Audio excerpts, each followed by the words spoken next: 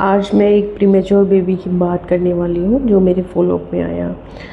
Parents की सबसे ज़्यादा बड़ी प्रॉब्लम थी कि बच्चा वेट गेन नहीं कर पा रहा और दूध पीते पीते सो जाता है और बहुत कम दूध पीता है। तो अगर आपके घर में भी प्रीमेच्योर बेबी है तो वीडियो आपके लिए बहुत ही ज़रूरी है, क्योंकि आज हम इस वीडियो में जानेंगे कि बच्चे का वेट गेन कैसे करें। अगर बच्चा दूध पीते पीते सो जाता है तो आपको क्या करना चाहिए और कौन सी ऐसी छोटी छोटी कॉमन गलतियां हैं जिनकी वजह से बच्चा वेट गेन नहीं कर पाता। अगर बच्चा शुरू के 1 महीने में वेट गेन नहीं करेगा तो बाद में भी बच्चा कमज़ोर रहेगा। तो वीडियो स्टार्ट करते हैं। पहले तो ये जाने कि प्रीमेच्योर बेबी नॉर्मल बेबी से अलग क्यों होता है, क्योंकि शरीर अभी पूरी तरह मैच्योर नहीं होता, बॉडी में बहुत कम फैट होता है। तो आपके सबसे पहले जो ध्यान देने की ज़रूरत है कि बच्चे की क्लोथिंग पे, यानी कपड़े ऐसे होने चाहिए जो शरीर से चिपके हुए हो। अगर बच्चे के कपड़ों का लूज साइज़ है तो आप उनको थोड़ा स्टिच करना है। और जैसे इस बच्चे का नीचे बच्चे को पहनाया हुआ था तो बच्चे का पूरा कोड उसने कवर कर रखा था, तो बच्चों को फीडिंग डिस्कम्फर्ट भी रहेगा, पेट में भी डिस्कम्फर्ट रहेगा। तो आपको ऐसे केस में क्या करना है कि आप किसी भी बड़े बच्चे की सॉक्स बच्चे को पहना सकते हो, तो वो बच्चे की पैंट की तरह ही काम करेंगे। सॉक्स पहनाने से फ़ायदा क्या होगा कि बच्चे का थाइज़ तक कवर हो जाएगा, साथ में बच्चे का डायपर बार बार चेंज करने में भी ईजी रहेगा। प्रीमेच्योर बेबीज़ में फ़ैट काफ़ी कम होता है, इस वजह से बच्चे के हाथ पैर बहुत जल्दी ठंडे पड़ जाते हैं, जिससे बच्चे का हीट लॉस होता है और उनका वज़न नहीं बढ़ता। तो समर्स चल रहे हैं, इस वजह से पेरेंट्स ने बच्चे को सॉक्स और मिटन नहीं पहनाए। ओपीडी में देखा तो बच्चे के हाथ पैर काफ़ी ठंडे थे। आपको ये ध्यान रखना है कि अंडर क्लोथिंग मतलब कपड़े कम पहनाना और कपड़े ज़्यादा पहनाना, दोनों में आपको डिफरेंस पता होना चाहिए। अगर बच्चे के हाथ पैर ठंडे हैं तो बच्चे को आपको उसी टाइम सॉक्स और मिटन पहनाने हैं और सर पे एक सॉफ्ट कॉटन का कैप रखना है। इसका मतलब ये नहीं कहना कि आपको विंटर के कपड़े पहनाने हैं, मतलब आपको कॉटन की क्लोथिंग को एक लेयरिंग बढ़ा देनी है। बस आपको ध्यान रखना है कि बहुत ज़्यादा ओवर लेयरिंग में बच्चे को नहीं रखना। ओवर लेयरिंग से भी बच्चा डिहाइड्रेटेड हो जाता है। तो जितने आपने कपड़े पहने उससे ज़्यादा एक लेयर बच्चे की रखना ही रखना है। अब बच्चे की पोजीशनिंग बहुत ज़्यादा ज़रूरी है। जैसे आपने वीडियो में देखा कि बच्चा एक तरफ गर्दन करके लेटा हुआ था, क्योंकि प्रीमेच्योर बच्चे में टोन पावर बहुत कम होता है। जिस पोजीशन में बच्चा रहेगा उसी में ही रहता है, बच्चे को खुद से इतनी ज़्यादा टोन पावर नहीं होती।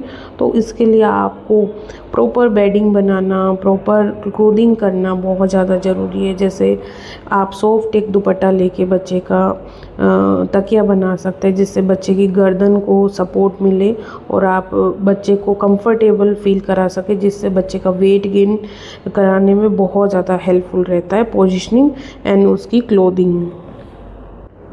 बस आपको ध्यान रखना है कि छोटे बच्चे काफ़ी बार सांस भूल जाते हैं, तो इसके लिए बच्चे की नेक गर्दन सीधी रहनी चाहिए। या तो बच्चा पूरा ही एक तरफ आपको पोजीशनिंग देनी है, या अगर बच्चा सीधा लेटा है तो उसकी नेक को इस तरीके से आपको दोनों तरफ से सपोर्ट देना है। इस तरीके का सॉफ्ट कॉटन लेके आप दोनों तरफ से नेक को सपोर्ट दे सकते हैं, ताकि बच्चे को सांस भूलने की तकलीफ़ ना हो। अब आपको ध्यान रखना है कि जैसे बच्चा अगर आपने 2 घंटे पहले दूध पिला के अगर स्ट्रेट पोजीशन में रखा है तो आपको कुछ देर बाद बच्चे की पोजीशन ज़रूर देनी है। अगर बच्चा पूरे दिन ही आप उसको सीधे पोजीशन में लिटाएंगे तो बच्चे के बेड सोर्स हो सकते हैं, सर पीछे से फ्लैट हो सकता है और बच्चा कंफर्टेबल भी फील नहीं होगा। अगर बच्चा जगा हुआ है तो आप हल्के से बच्चे को एक तरफ करवट दिला सकते हैं। बस आपको ध्यान रखना है कि उस टाइम बहुत ज़्यादा बच्चे की आपके पास रहना है। आपको ध्यान देना है कि बच्चे का कोई कलर तो चेंज नहीं हो रहा।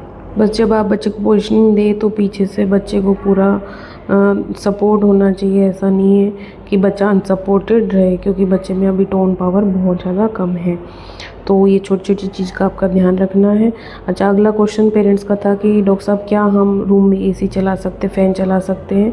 प्रीमेच्योर बेबी है तो आप एसी फैन सेफली चला सकते हैं। बस कुछ चीज़ का ध्यान रखना है। पहला, उस टाइम बच्चे की क्लोथिंग प्रॉपर होनी चाहिए।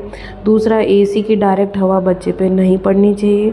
तीसरा, 24 डिग्री से नीचे टेम्परेचर नहीं होना चाहिए और फ़ैन की स्पीड बहुत ज़्यादा नहीं होनी चाहिए। तो कुछ चीज़ का ध्यान रख के आप बच्चे के रूम में डेफिनेटली एसी या कूलर चला सकते हैं।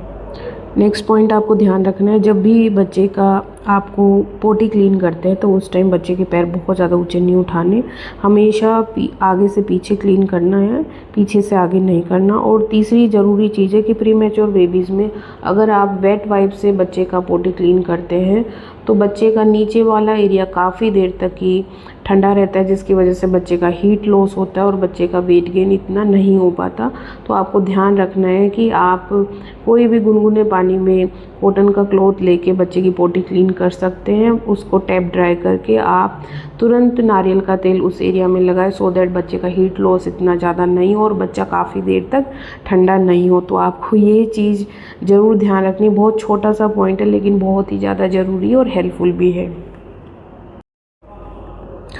अगला पॉइंट जो बच्चे के वेट गेन में इनडायरेक्टली हेल्पफुल है, डायरेक्टली नहीं, इनडायरेक्टली मतलब अगर बच्चे का डेवलपमेंट अच्छा होगा, फीड अच्छे से लेगा तो डेफिनेटली बच्चे के लिए हेल्पफुल होगा। तो आप बच्चे की ऑयल मसाज करनी है। इतने सारे क्वेश्चन आते हैं पेरेंट्स का कि डॉक्टर साहब प्री मैच्योर बेबीज़ का तो हम 1 महीने बाद ही मसाज स्टार्ट करते हैं। मसाज वेट गेन के लिए नहीं है, मसाज होती है कि बच्चे का सर्कुलेशन अच्छे से हो। अगर बच्चे का टेम्परेचर कम है तो बच्चे का टेम्परेचर नॉर्मल हो जाता है, उस टाइम ही बच्चा अच्छे से फीड करता है, बच्चा जल्दी एक्टिव होता है। बस आपको ध्यान रखना है कि आपको खुद से बच्चे की मसाज करनी है, बहुत ही सॉफ्ट हाथों से करनी है, नारियल के तेल से करनी है, सरसों के तेल से नहीं करनी। और प्री मैच्योर बेबीज़ की ऑयल मसाज आपको नहलाने के बाद करनी है, नहलाने से पहले नहीं। नहलाने के बाद आप 5 से 10 मिनट हल्के हाथों से लड्डू बनाते हुए बच्चे की मसाज कर सकते हैं, केवल बच्चे का सर्कुलेशन इम्प्रूव करने के लिए, उनको एक्टिव करने के लिए, उनको रिलैक्स करने के लिए, ना कि हड्डियों को मजबूत करने के लिए।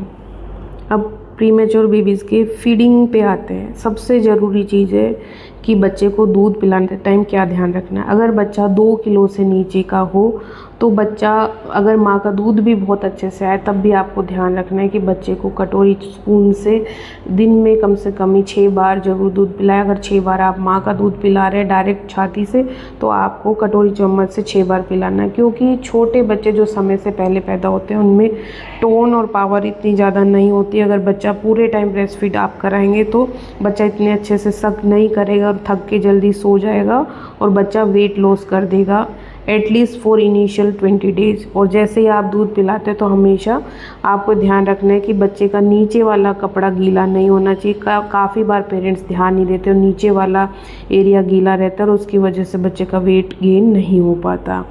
जब भी बच्चे को स्पून से फीड कराए आपको ध्यान रखना, मिड में आपको पॉइंट नहीं रखना। अगर आप मिड में स्पून को रखेंगे तो बच्चे इतने अच्छे से नहीं पिएगा। आपको कॉर्नर ऑफ लिप्स पे ही रखना है और आपको टंग को थोड़ा सा प्रेस करना है स्पून से। अगर आप बच्चे को प्रेस थोड़ा सा करेंगे, 4 कार्डिनल पॉइंट्स हैं, इनको प्रेस करने से बच्चे का सकिंग स्वेलोइंग रिफ्लेक्स स्टार्ट हो जाता है।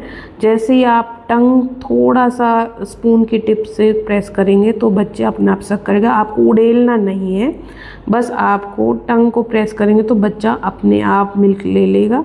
अगर बच्चा दूध नहीं पी पाता, उस टाइम सो जाता है, तो आपको 4 कार्डिनल पॉइंट्स दबानी है जो मैंने बताया था।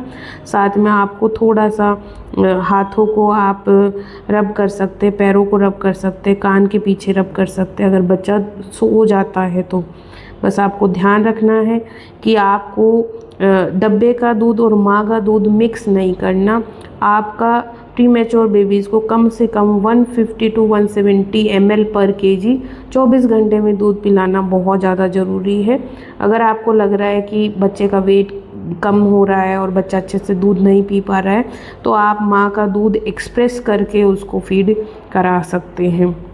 अब अगला पॉइंट सबसे ज़्यादा ज़रूरी है जो पेरेंट्स करना भूल जाते, KMC कराना, यानी कंगारू मदर केयर कराना।